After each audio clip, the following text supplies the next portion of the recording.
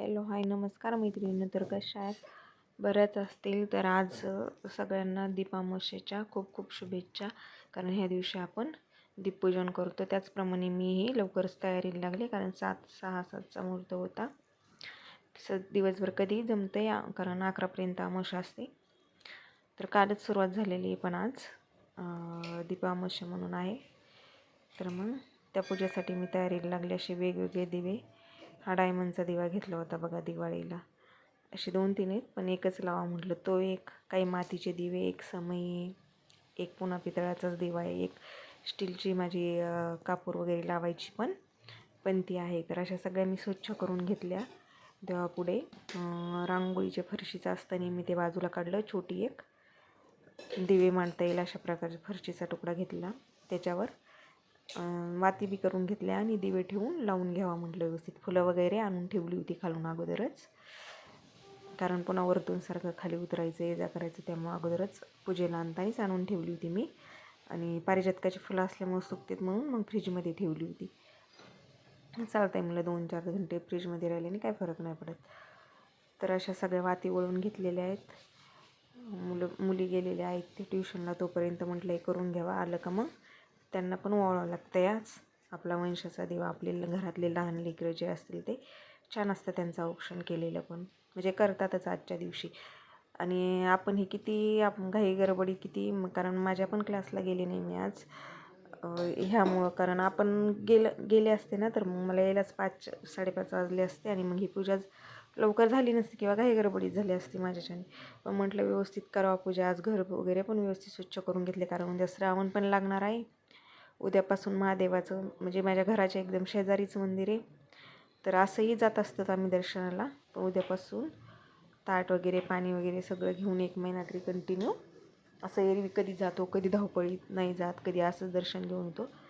पण ती पण सुरुवात करायची, कारण माझा आवडता महिना पण सुरू होतो आहे महादेवाचं करण्यासाठी. कारण आम्हीच बायकांनीच वर्गणी करून महादेवाचं मंदिर बनवलेलं. बाकीचे मंदिरं होते, तर खास आम्हाला पूजा करण्यासाठीच बायकांचाच आग्रह होता, तर बनवलेलं आहे. तर मग आम्ही आवर्जून जातोच, कारण बाकीच्या पण देवाचं दर्शन होतं.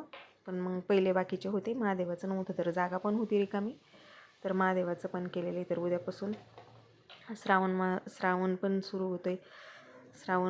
श्रावण महिना पण खूप पवित्र आहे भक्ती करण्यासाठी. आपण नाथांची करतो, महादेवाची करतो, किंवा सगळे सोमवार करतो, उपवास वगैरे, यात्रा वगैरे, सप्ताह वगैरे बरंच काही असतं. गावाकडं पण कार्यक्रम असतात. ह्या महिन्यात गावाकडं पण ये जा होती, आणि नंतर गौरी गणपतीच्या वेळेस पण होती ये जा, आणि आत्ता पण होती, कारण सप्ताह वगैरे त्याचा कार्यक्रम असतो, पंगत वगैरे असते, तर तेव्हा जातो आपण. तर सगळे दिवे स्वच्छ करून इथं मी वाती हे करून घेतलेले आहेत. म्हणजे तेल वगैरे ते भरून ठेवा, रांगोळी वगैरे अगोदरच काढून ठेवा, कारण लहान मुलं आले ना, मग जास्त घाई गडबड किंवा त्यांचं सुरू होतं, आई हे दी, आई ते दी. त्यामुळं म्हटलं आपली निवांत वेळ आहे तोपर्यंत तर तयारी करून घेऊया. आणि आज अमावस्या असल्यामुळं मशीनवर बी, म्हणजे दररोज स्टिचिंगसाठी बसत असते, तर बसले पण नाही. कटिंग करून ठेवले 1-2 पर्स वगैरे, ब्लाऊज पण आहे शिवायला.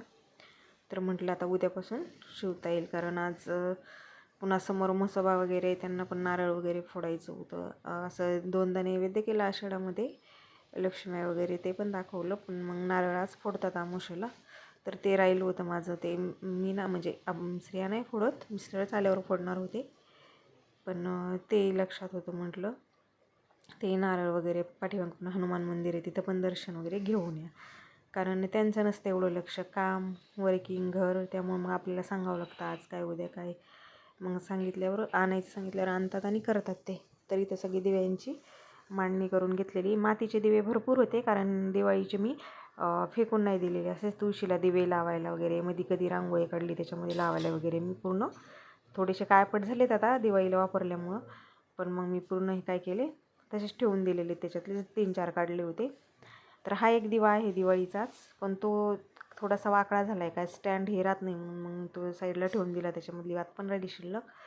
आणि बाकीचे सदाफुलीचे फुलं तर नाही वाद देवाला, पण मग डेकोरेशनचा भाग म्हणून डेकोरेशनसाठी आणली होती मी. मला रांगोळीच्या साईडनी डेकोरेशनला असे टाकता येईल, छान वाटेल, कारण मला आवड आहे खूप. जे असेल तेवढ्यात काही करता येईल तेवढं असं, म्हणजे रांगोळीची वगैरे पण आहे आणि अशी डेकोरेशन वगैरे करायची पण आहे. आत्ता एवढ्यात जास्त धावपळ व्हायला लागली. छोटी मुलगी पण शाळेत जाते, तर आता दोघींचं आवरून वगैरे. नंतर पहिलं खूप छान करायचे, आत्ताही काढते मी दररोज अंगणात सडा रांगोळी वगैरे असतंच माझं रोज. पण म्हणजे अशी खूप वेगवेगळ्या काढायचे, किंवा आता कसं काही गडबडीत पटकन जी आठवणीत येईल ती काढीन, तेव्हा मी आदल्या दिवशी ठरवायचे उद्या मी ही काढणार. आणि खूप छान म्हणजे ठरवलं की खूप छान होऊन जायची. कोणता रंग वगैरे भरायचा असं तसं. आत्ता वेळेला जी सुचल ते काढते. आणि खूप मोठं पारिजातकाचं झाड पण आहे बघा आपल्या दारात, मी लावलं होतं. भरपूर असे पूजेला त्याचे फुलं येतात. गोकर्णीचा वेल आहे, ते सकाळीच महादेवाला वापरले होते. हजारी मोगरा आहे, आबोली आहे.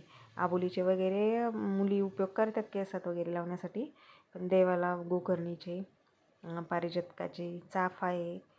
चाफा अजून छोटा आहे, त्याला 1-2 कधीतरी येतात असे फुलं, एवढे काही येत नाही पण येतात थोडेफार. ह्या महिन्यात पावसाळ्यात येतात थोडेफार, एवढं मोठं नाही झालेलं, छोटं झाड आहे अजून.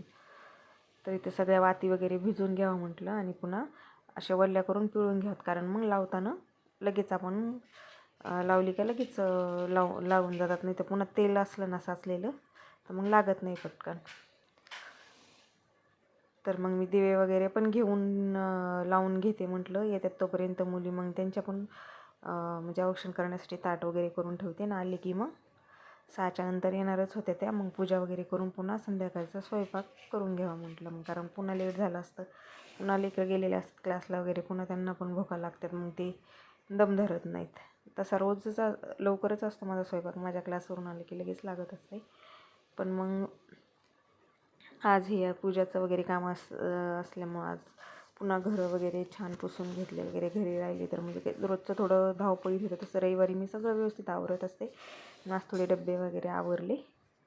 तर आता श्रावण पण सुरू होतो आहे, तर छान वाटायला पाहिजे अगदी उद्यापासून घरात पण, असं नेहमीच प्रसन्न वाटतं. पण असं बघा, दिवेचं किती छान असा लख्ख प्रकाश पडला. मी लावले ना, लावतानीच मला ह्यावेळेस वेगळाच अनुभव आला, एकदम असा लख्ख प्रकाश पडतो आहे. कसं असं दिवा लावल्यावर नॉर्मल असा दिवा दिसतो, पण आता छान असा लख्ख प्रकाश पडला आहे सगळ्या दिव्यांचा. आता पुन्हा फुलं वाहून घेत आहे राहिलेले. हळदी कुंकू वगैरे अगोदरच हे करून म्हणजे पूजा केलेली. हळदी कुंकू ते वगैरे सुरुवातीलाच वाहिलेलं आहे.